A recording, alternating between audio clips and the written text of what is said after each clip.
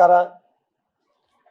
ಇವತ್ತಿನ ದಿನ ಅಖಿಲ ಕರ್ನಾಟಕ ಅಂಬರೀಷ್ ಅಭಿಮಾನಿಗಳ ಸಂಘದ ನಮ್ಮ ಶ್ರೀನಿವಾಸ್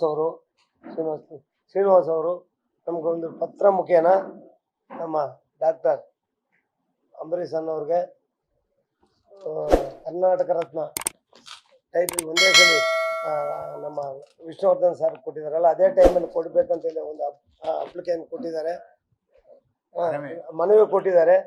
ನಾವು ಅದನ್ನ ಮಾನ್ಯ ಮುಖ್ಯಮಂತ್ರಿಗಳಿಗೂ ನಮ್ಮ ಉಪಮುಖ್ಯಮಂತ್ರಿಗಳಿಗೂ ಇದನ್ನ ನಾವು ಒಂದು ಲೆಟರ್ ಮಾಡಿ ಕಳಿಸ್ತೀವಿ.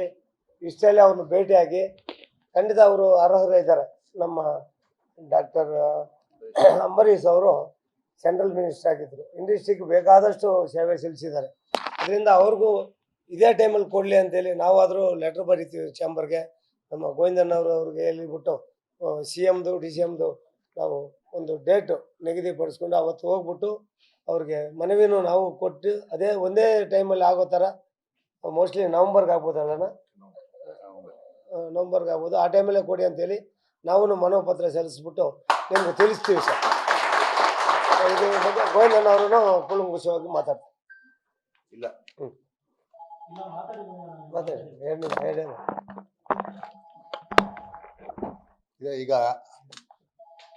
ಅಂಬರೀಷ್ ಅಭಿಮಾನಿಗಳ ಸಂಘ ಇವತ್ತು ಎಲ್ಲ ಗೆಳೆಯರು ಇವತ್ತು ಬಂದು ಮೊನ್ನೆ ಅಂಬರೀಷ್ ಅವ್ರಿಗೆ ಕರ್ನಾಟಕ ರತ್ನ ಪ್ರಶಸ್ತಿಯನ್ನು ಕೊಡಬೇಕು ಅಂತ ಹೇಳಿಬಿಟ್ಟು ಅವರು ಒಂದು ಮನವಿಯನ್ನು ವಾಣಿಜ್ಯ ಮಂಡಳಿಗೆ ಕೊಟ್ಟಿದ್ದಾರೆ. ನಾನು ಅವರಲ್ಲಿ ಹೇಳ್ತೀನಿ, ಇವಾಗ ಏನು ವಾಣಿಜ್ಯ ಮಂಡಳಿಗೆ ನೀವು ಈ ಮನವಿ ಪತ್ರವನ್ನು ಕೊಟ್ಟಿದ್ದೀರೋ ಹಾಗೆ ಮುಖ್ಯಮಂತ್ರಿಗಳಿಗೂ ಕೊಡಿ ಮತ್ತು ಉಪಮುಖ್ಯಮಂತ್ರಿಗಳಿಗೂ ಕೊಡಿ, ಇಬ್ಬರಿಗೂ ಕೊಟ್ಟು ನೀವು ಅವ್ರಿಗೆ ಒಂದು ಮನವಿಯನ್ನು ಕೊಡಿ. ಚಲನಚಿತ್ರ ವಾಣಿಜ್ಯ ಮಂಡಳಿ ಏನು ಮಾಡಬೇಕು, ಸಂಬಂಧಪಟ್ಟಂಥ ಮುಖ್ಯಮಂತ್ರಿಗಳಿಗೆ ಉಪಮುಖ್ಯಮಂತ್ರಿಗಳಿಗೆ ನೇರವಾಗಿ ನಮ್ಮ ಅಧ್ಯಕ್ಷರು ಭೇಟಿ ಆಗಬೇಕು. ಏಕೆ ಅಂತ ಹೇಳಿದ್ರೆ ಒಂದು ಪತ್ರ ಬರೆದ್ರೆ ಅದು ಪತ್ರ ಮುಖೇನ ಅಲ್ಲೇ ಇರುತ್ತೆ, ಅದಕ್ಕೆ ನೇರವಾಗಿ ಹೋಗಿ ಆ ಪತ್ರ ಕೊಡೋದ್ರ ಮೂಲಕ ಮುಖ್ಯಮಂತ್ರಿಗಳನ್ನು ನಾವು ಮನವಿ ಮಾಡೋಣ. ಯಾಕೆಂತ ಹೇಳಿದ್ರೆ ಅವ್ರದ್ದು ಕೊಡುಗೆ ಅಪಾರ ಇದೆ. ಯಾಕೆಂತ ಹೇಳಿದ್ರೆ ಅಂಬರೀಷ್ ಅವರು ಚಿತ್ರರಂಗಕ್ಕೆ ಏನೇನೆಲ್ಲ ಸಹಾಯ ಮಾಡಿದ್ದಾರೆ, ಯಾವ ರೀತಿ ನಡ್ಕೊಂಡಿದ್ದಾರೆ, ಅದು ಎಲ್ರಿಗೂ ಗೊತ್ತಿದೆ. ಹಾಗಾಗಿ ಅವರು ಕೂಡ ಅರ್ಹರೇ, ಈ ಕರ್ನಾಟಕ ರತ್ನ ಪ್ರಶಸ್ತಿಗೆ ಅವರು ಕೂಡ ಅರ್ಹರೇ.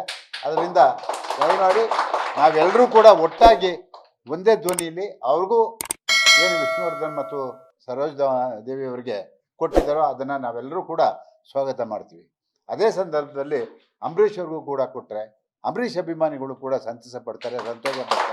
ಹಾಗಾಗಿ ಅದೇ ಸಂದರ್ಭದಲ್ಲಿ ಕೊಡಬೇಕು ಅಂತ ಹೇಳಿಬಿಟ್ಟು ನಾನು ಮಾನ್ಯ ಮುಖ್ಯಮಂತ್ರಿಗಳಲ್ಲಿ ಒತ್ತಾಯ ಮಾಡ್ತೀನಿ. ಲೇಟೆಸ್ಟ್ ಹಾಗೂ ಇಂಟ್ರೆಸ್ಟಿಂಗ್ ಸುದ್ದಿಗಳಿಗಾಗಿ ಬಾಸ್ ಟಿವಿ ಕನ್ನಡ ಚಾನೆಲ್ನ ಸಬ್ಸ್ಕ್ರೈಬ್ ಮಾಡಿ, ಹಾಗೆಯೇ ಬೆಲ್ ಐಕಾನ್ ಪ್ರೆಸ್ ಮಾಡಿ.